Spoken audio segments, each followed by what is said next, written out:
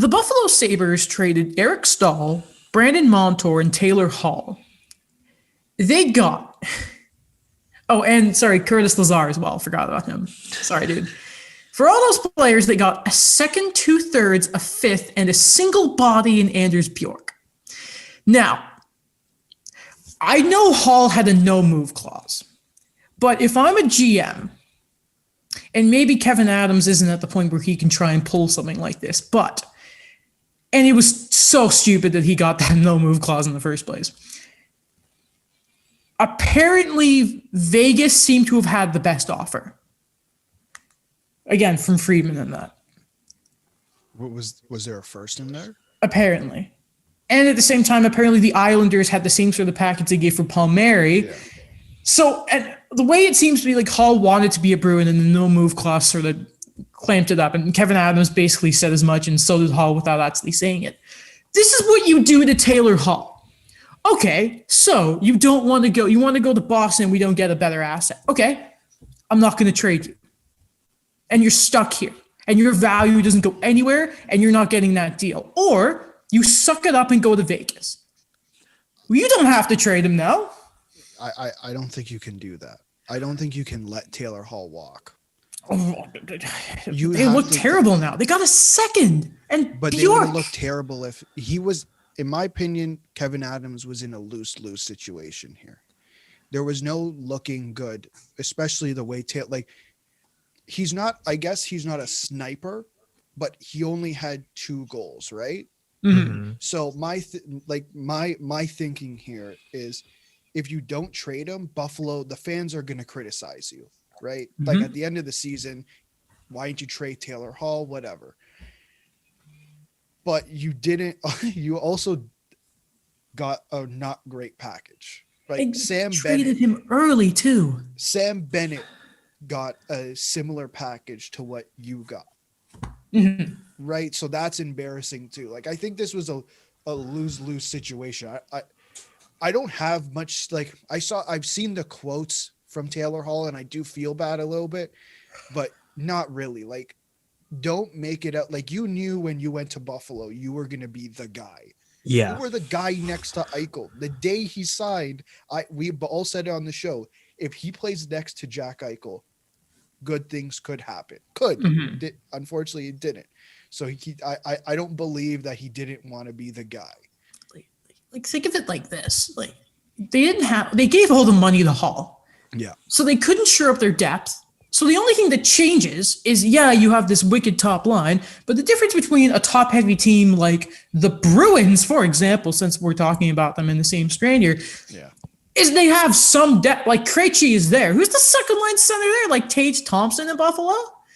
Like, Oh, yeah, Reinhardt's not playing center right now, yeah. Like, is it, like, bearing down? Like, you could have at least tried and called Hall's bluff. And, at the same time, like, dude, it's Buffalo. What did you expect? And it was probably the most money he was getting in the summer because he played the system and he lost. I don't feel bad for Taylor Hall at all. But I do want to say this, though.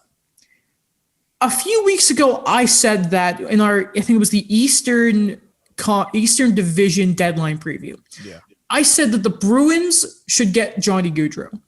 And it would be the best environment for him because he would no longer be the guy.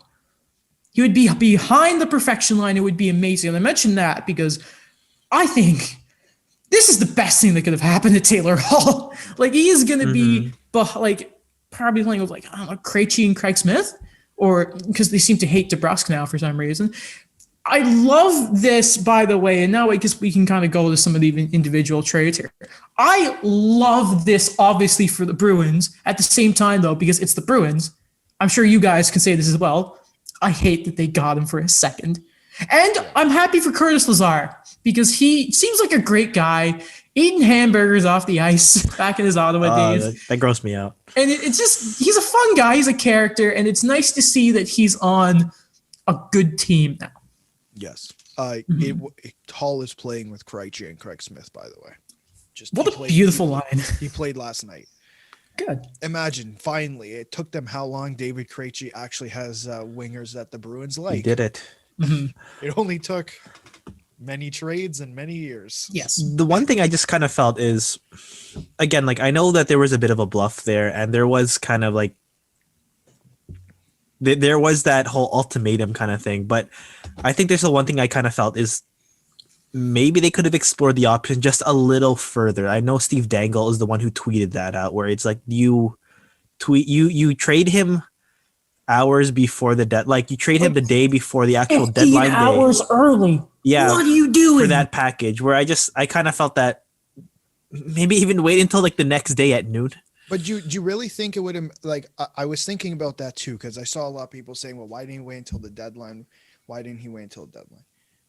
Toronto wasn't, like, for example, Toronto was not interested in Taylor Hall. So that now you're one less buyer aware. How many teams?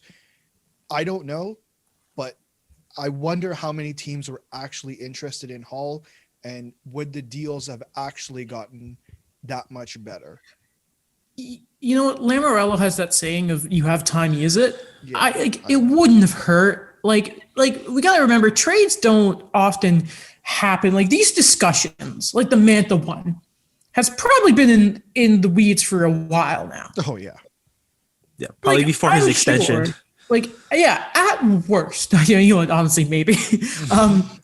God, it's so weird out of nowhere that apparently like those are two problem childs. We'll get to them later, but it's like, it was the package really going to go down the next day? Like, first of all, how worse could have gotten?